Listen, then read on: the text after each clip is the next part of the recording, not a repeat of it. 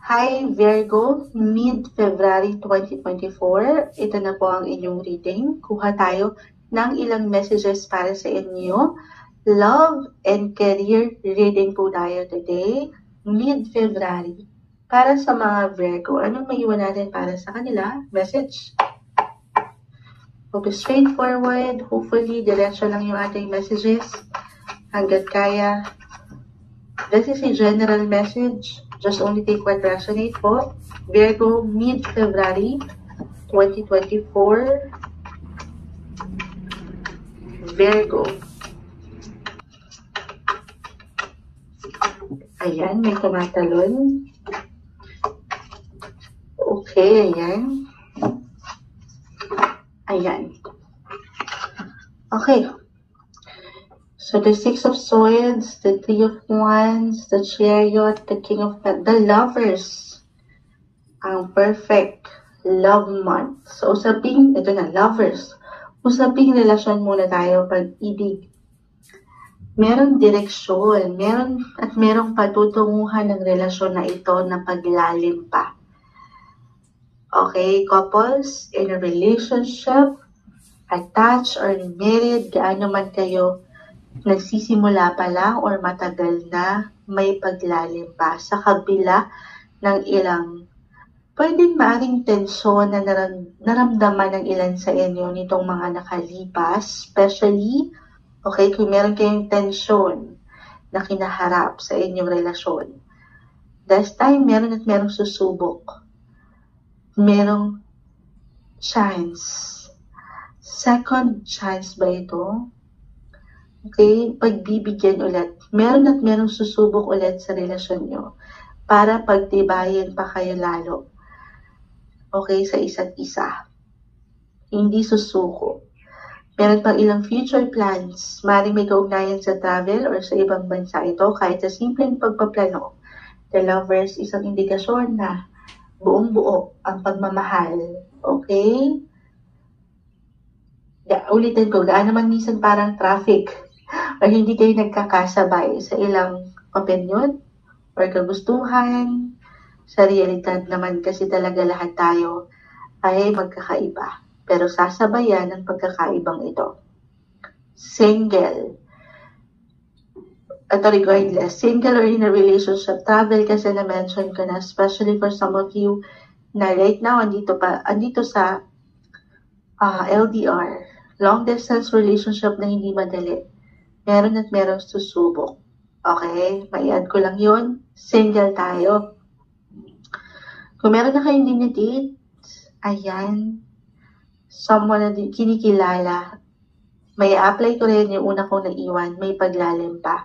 Maring naisin ka pa nito or naisin mo pang kilalanin ng taong ito para sa mas ikalalalim pa ng inyong koneksyon.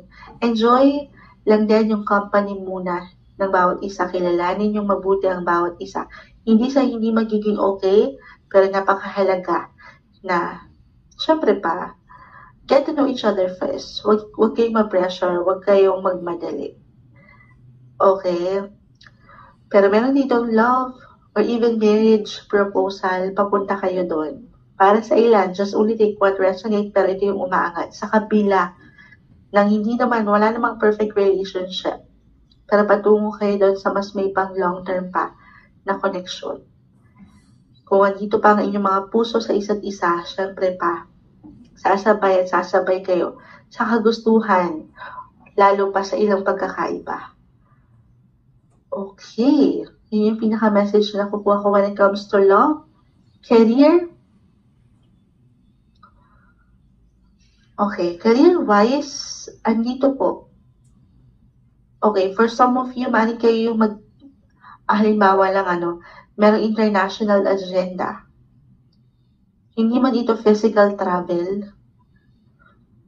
For some, maaaring itong company nyo or anong pinagtatrabahuhan mo or kliyente mo may kaugnayan sa ibang bansa or nasa ibang lugar. Merong something benefits sa point na yan.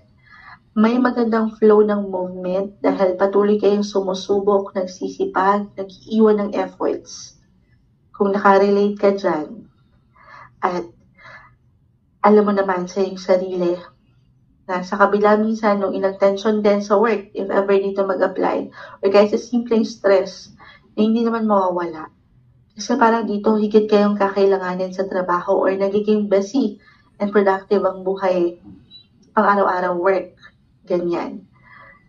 So definitely may ilang tension, stress, positive, negative ng buhay. Pero kung sinasabayan niyo yan, patuloy lang pumapasok sa work, ayan po, i-claim na natin na merong someone higher up, someone na nakatataas, na napupuna ka. Nakikita yung bawat galaw mo, yung tiyaga mo, yung efforts mo, yan po yung hindi mababaliwala. Okay? Okay, so love, marriage proposal, or meron talagang ikakasal, or meron ng pagpaplano kahit sa simpleng plano pa lang ito. Patuloy niyong sinusubukan na mapalalim ang connection na ito. Dahil andito ang puso, andito ang pagmamahal. Sa trabaho man or buhay career, para sa inyo Virgo, mid-month of February, sila pag maiwan natin para sa kanila, final messages, words, ayan.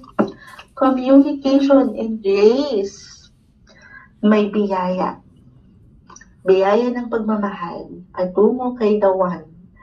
Sa paglalim pa ng koneksyong ito, pero napakahalaga raw, napapangatin niyo dito ang inyong mga boses. Okay? Ayan, communicate. Communicate with your partner, or pagdating sa trabaho, present yourself, present your something nang pinapaangat mo yung confident, kasi maaaring dyan kahigat na magkaroon ng benefits na maganda sa mas i-improve mo pa or patuloy palalo sa inyong mga growth and highest potential sa trabaho. Gumagalaw ng isipin natin. Okay, yung pinaka-message, merong biyaya, may blessing. I-claim na natin yan para sa inyo ngayong mid-month of February 2024, Virgo.